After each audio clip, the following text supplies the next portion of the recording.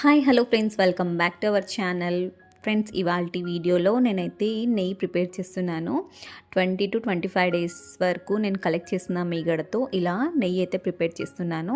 ఇది వచ్చేసి పాల మీద వచ్చిన మీగడతో అనమాట.